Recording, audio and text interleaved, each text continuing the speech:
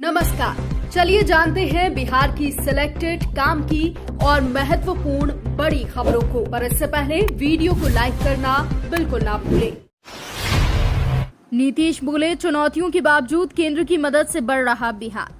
स्वतंत्रता दिवस के राजकीय समारोह में मुख्यमंत्री नीतीश कुमार ने कहा कि केंद्र सरकार से विशेष राज्य या विशेष पैकेज की मांग हम लोग करते रहे हैं। केंद्र सरकार ने हमारी मांग को देखते हुए विशेष सहायता दी। बिहार को विशेष पैकेज दिए जाने पर केंद्र सरकार का आभार है। बिहार में बाढ़ को लेकर केंद्र ने उठाया बड़ा कदम। पीएम मोदी को ललन सिंह बोले थैंक्स। बिहार में हर साल बाढ़ से करोड़ों अरबों के साथ साथ भारी जनमाल की क्षति होती है। मानसून होते ही नेपाल से पानी आकर भारी तबाही मचाता है, तो वहीं बिहार में बाढ़ को लेकर केंद्र चिंतित है। इसको लेकर केंद्र ने अब बड़ा कदम उठाया है। इंफ्रास्ट्रक्चर डेवलपमेंट पर 50,000 करोड़ का निवेश करेगी नीतीश सरकार।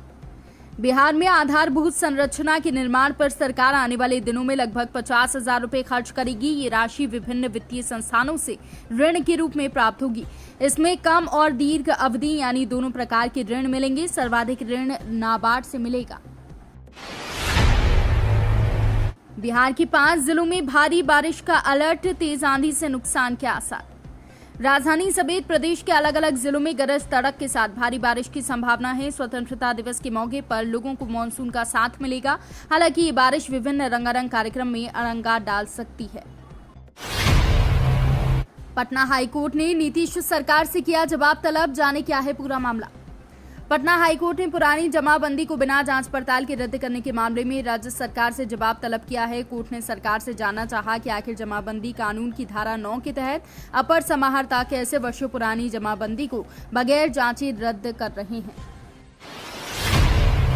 बिहार में युवाओं के लिए आने वाली है बहार। 1 साल में 12 लाख रोजगार। बिहार में गुरुवार को स्वतंत्रता दिवस धूमधाम से मनाया गया। लोग जोश और जुनून के साथ इस समारोह में शामिल हुए। पटना के गांधी मैदान में मुख्य समारोह का आयोजन किया गया, जहां बिहार के मुख्यमंत्री नीतीश कुमार ने तिरंगा फहराया और अगले 1 साल के अंदर 10 लाख लोगों को रोजगार देने की बात कही। बिहार में दाखिल खारिज को लेकर आया नया निर्देश। सभी जिलाधिकारियों को भेजा गया लेटर।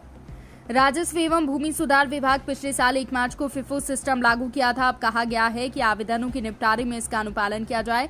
सम विषम के आधार पर हल्के की जिम्मेदारी तय की गई थी। सम विषम वाले हल्के अंचलाधिकारी और विषम संख्या वाले हल्के की जिम्मेदारी राजस्व अधिकारी को दी गई थी। नेशनल हाईवे और एक्सप्रेस वे पर दौड़ने वाली गाड़ियों की रफ्तार पर लगेगा ब्रेक। राज्य उच्च पथ के अलावा सभी प्रकार की सड़क पर दौड़ने वाले वाहनों की गति पर जल्द ही लगाम लगाई जाएगी। पथ निर्माण विभाग के कार्यपालक अभियंता अखिल कुमार ने बताया कि सभी प्रकार की सड़कों पर जो भी वहां से गुजरेंगे उसकी स्पीड लिमिट होगी। बोधगया में मनाया गया आजादी का जश्न। बाल बौद्ध भिक्षुओं ने राष्ट्रध्वज को दी सलामी। पूरा देश बीते दिन 78वां स्वतंत्रता दिवस मना रहा था। इस मौके पर बोधगया के महाबोधि मेडिटेशन सेंटर में हर्षोल्लास के साथ स्वतंत्रता दिवस मनाया गया। इस मौके पर झंडोत्तोलन कर राष्ट्रीय ध्वज को सलामी दी गई। विनेश फोगाट को नहीं मिलेगा सिल्वर, कोर्ट में अपील खारिज।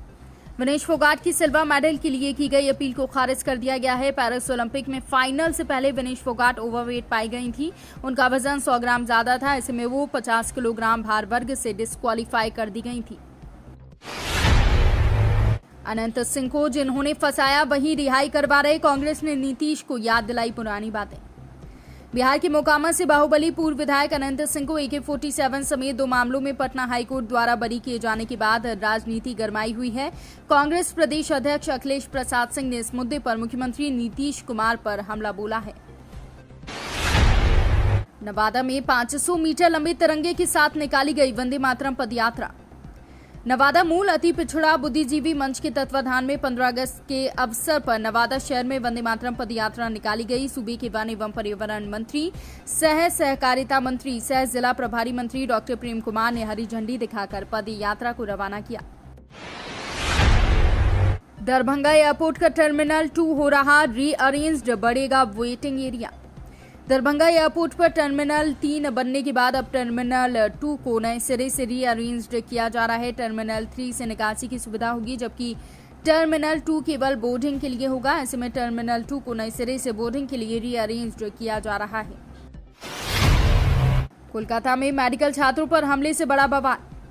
पश्चिम बंगाल की राजधानी कोलकाता में आरजी मेडिकल कॉलेज और अस्पताल की महिला डॉक्टर के साथ हैवानियत ने सभी को दहलाकर रख दिया है। देश भर में अब अलग अलग जगहों पर चिकित्सक प्रदर्शन कर रहे हैं। चिकित्सकों ने कई जगह हड़ताल कर रखी है और इसकी वजह से चिकित्सीय सेवाएं ठप हो गई हैं।